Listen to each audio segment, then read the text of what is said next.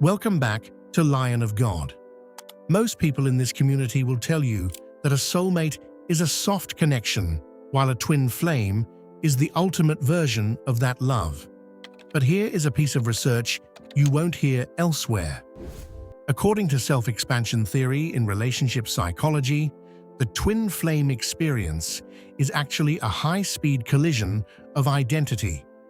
While a soulmate expands your world, a twin flame collapses your ego.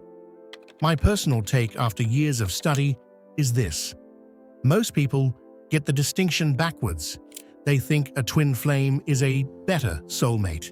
It isn't. A soulmate is designed to support your life, while a twin flame is designed to end the life you currently know. One is a sanctuary, the other is a furnace. If you are looking for comfort, you are looking for a soulmate. If you are looking for a psychological death and rebirth, you are in a twin flame connection.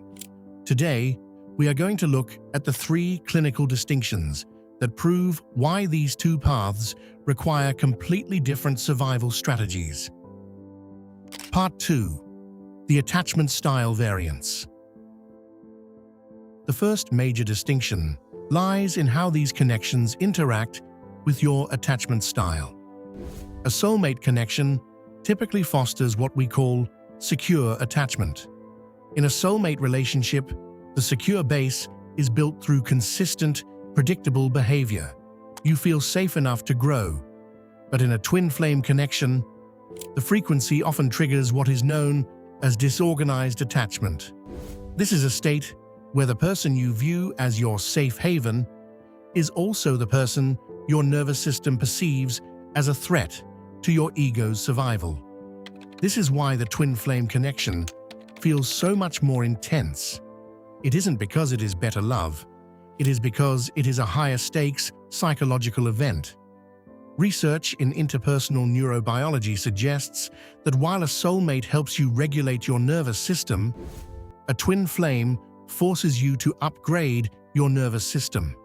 You cannot stay small in the presence of a twin flame frequency.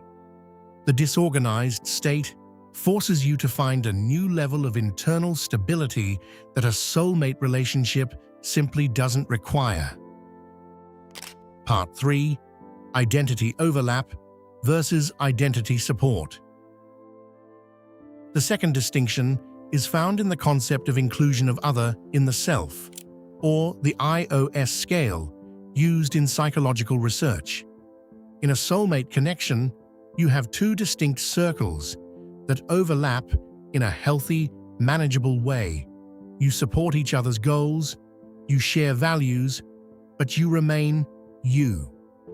In a twin flame connection, the overlap is so aggressive that it creates a third identity.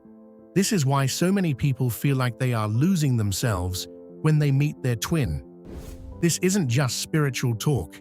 It is a measurable psychological event where your brain begins to process the other person's needs, pains, and joys as its own. This is where the danger lies. If you treat a twin flame connection like a soulmate connection, you will try to set standard boundaries. But standard boundaries often fail in twin flame connections because the self has already expanded to include the other. The work here isn't about setting walls. It is about transparency.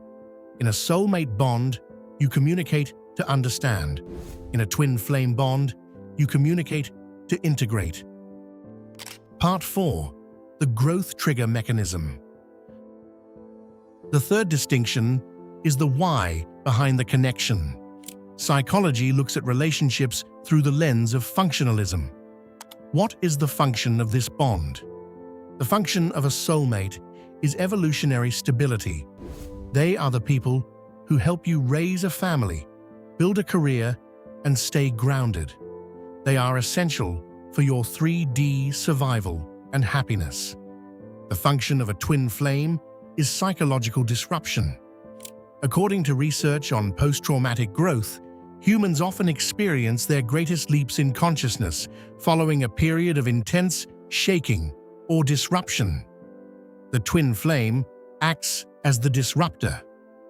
They don't trigger you because they are toxic. They trigger you because they are illuminating the parts of your psyche that are still operating on survival mode rather than divine mode. If a soulmate is a garden where you grow, a twin flame is the earthquake that reveals the gold mine beneath the soil.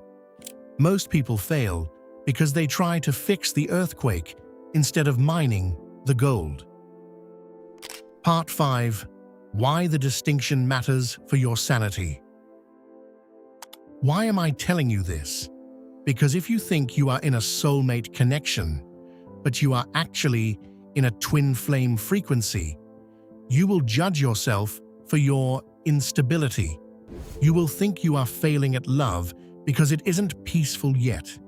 Conversely, if you think you are in a twin flame connection, but you are actually with a soulmate, you might be waiting for a spiritual explosion or a runner-chaser dynamic that isn't supposed to happen.